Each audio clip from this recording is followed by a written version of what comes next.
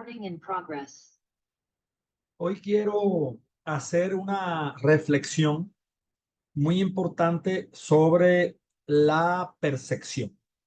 La percepción como un proceso neuropsicológico, como un proceso cognitivo e intelectual importante para la vida humana, para el desarrollo humano, para la educación. Soy Alexander Ortiz Ocaña y espero que ustedes me retroalimenten cuando visualicen este video, esta reflexión sobre la percepción. Hagan sus preguntas, sus aportes. Sería muy interesante y muy beneficioso para mi persona. En primer lugar, lo que quiero comentarles es que la percepción es un proceso complejo que involucra la interpretación y la comprensión de estímulos sensoriales por parte del organismo vivo, en este caso por parte del ser humano.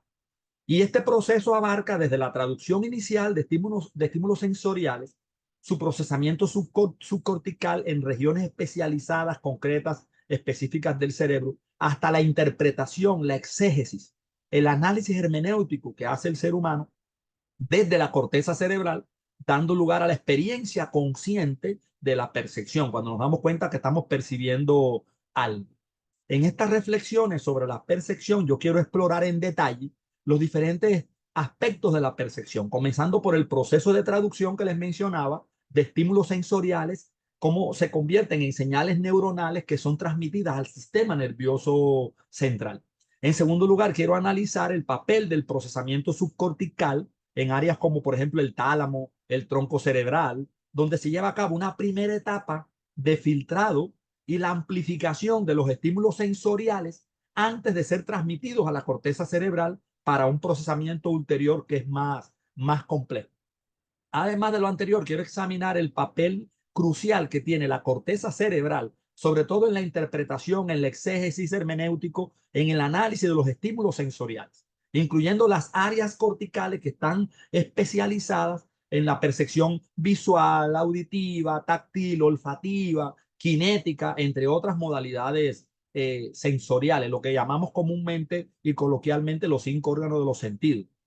También quiero abordar los tipos de diagnósticos relacionados con los trastornos de la percepción, como por ejemplo la agnosia, que proporciona importantes ejemplos de cómo los problemas de procesamiento cerebral pueden afectar la percepción del ser humano. Y a través de este estudio, de esta reflexión que estoy haciendo, busco comprender a profundidad los mecanismos que subyacen a la percepción humana y su importancia, su relevancia en los diversos contextos clínicos y también educativos desde la interpretación de la neuropsicología de la educación. Hablemos en primer lugar de la traducción. La traducción en el contexto de la percepción se refiere al proceso mediante el cual los estímulos sensoriales que provienen del entorno externo son convertidos en señales neuronales que pueden ser interpretadas por el sistema nervioso central.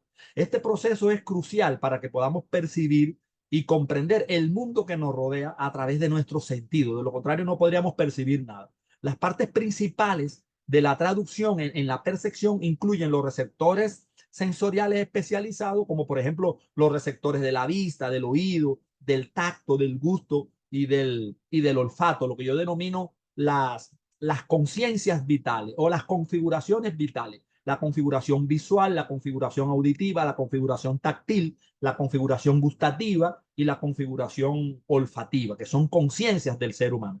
Cada tipo de receptor tiene unas particularidades específicas concretas, unas características únicas adaptadas a detectar un tipo específico de estímulo, como por ejemplo la luz en el caso de la visión, las ondas sonoras para la audición, la presión para el tacto, las sustancias químicas para el gusto, las moléculas odoríferas para el olfato.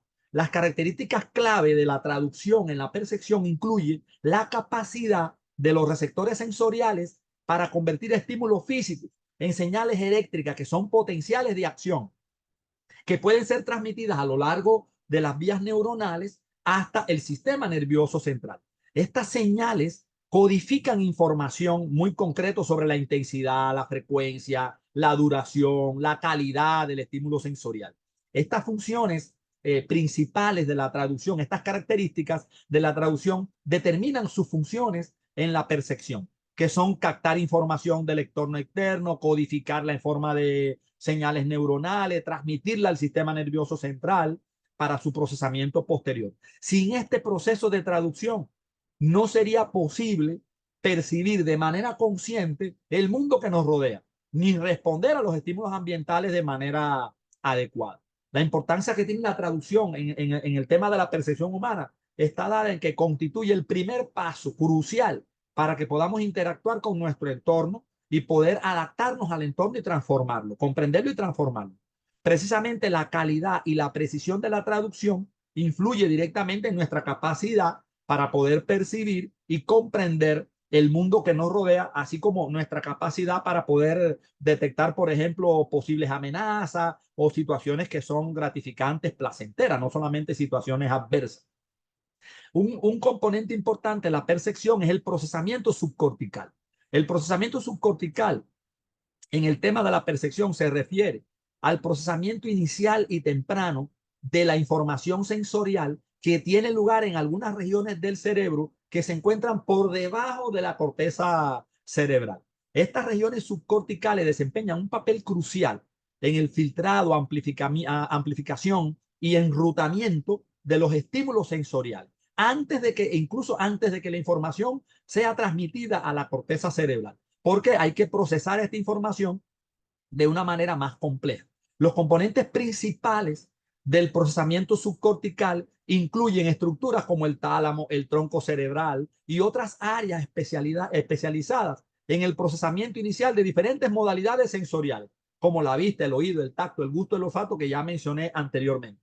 Las particularidades concretas, específicas y las características clave del procesamiento subcortical incluye la capacidad de estas estructuras, sobre todo para realizar una primera etapa de análisis y filtrado de los estímulos sensoriales que entran al cerebro, así como para amplificar las señales relevantes antes de transmitirlas a la corteza cerebral. Además, estas regiones subcorticales están involucradas en la regulación de la atención, la concentración, la sensación y sobre todo la modulación afectiva y emocional de los estímulos sensoriales.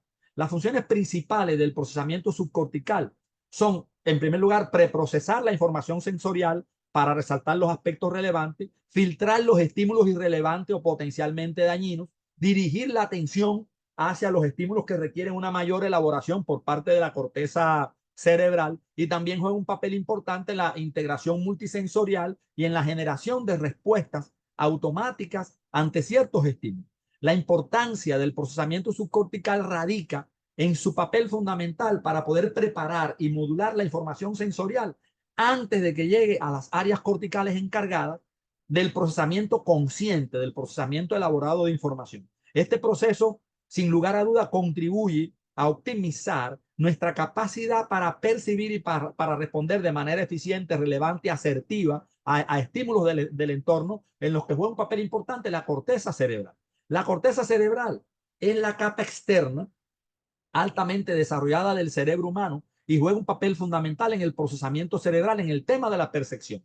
Esta estructura es responsable de funciones cognitivas complejas, incluida la percepción consciente, el pensamiento, el lenguaje, la inteligencia, la creatividad, la memoria, la toma de decisiones, la solución de problemas. Entonces, la corteza cerebral se divide en diferentes áreas especializadas, cada una dedicada al procesamiento de información sensorial específica, como por ejemplo los 5 órganos de los sentidos que le he mencionado: la visión, el oído, el tacto, el gusto, el olfato. Y estas áreas sensoriales primarias reciben información de los sentidos a través de las vías subcorticales que les mencioné, a través de la traducción, y realizan un procesamiento detallado y elaborado de información sensorial, que yo denominaba la traducción, que la literatura denomina traducción. Las características clave de la corteza cerebral incluye su organización en capas celulares distintas y en su conectividad extensa tanto dentro de la corteza como con otras regiones del cerebro. Además, la corteza cerebral exhibe plasticidad neuronal, muestra la capacidad que tiene el cerebro de modificarse. Esto le permite adaptarse, cambiar en respuesta a la experiencia, en respuesta al aprendizaje. Las funciones principales de la corteza cerebral en el tema de la percepción incluye el procesamiento consciente y sobre todo elaborado de la información sensorial, la integración multisensorial, la formación de representaciones mentales del mundo que nos rodea y la generación sobre todo de respuestas adaptativas basadas en esta información. La importancia y la relevancia que tiene la corteza cerebral para la percepción radica en su capacidad para llevar a cabo un procesamiento complejo, altamente complejo y sofisticado, que nos permite percibir e interpretar el mundo que nos rodea de manera consciente y de manera reflexiva, disruptiva, original, creativa, innovadora. Además, su plasticidad neuronal me parece interesante y nos permite aprender de nuestras experiencias y adaptarnos a los entornos cambiantes. Cuando la percepción tiene alguna anomalía, se generan distintos tipos de diagnosia. Existen una amplia diversidad de agnosia, que la agnosia es un trastorno perceptivo específico, concreto, en los que una persona no puede reconocer o interpretar adecuadamente ciertos estímulos sensoriales, a pesar incluso de tener una función sensorial intacta. Algunos de los tipos de agnosia, por ejemplo, los más comunes son que tienen que ver con los órganos de los sentidos, la agnosia visual, la agnosia auditiva y la agnosia táctil. Veamos cada uno de estos y unos ejemplos y finalizamos la reflexión para que ustedes puedan retroalimentar. Porque la idea es que este video sea breve.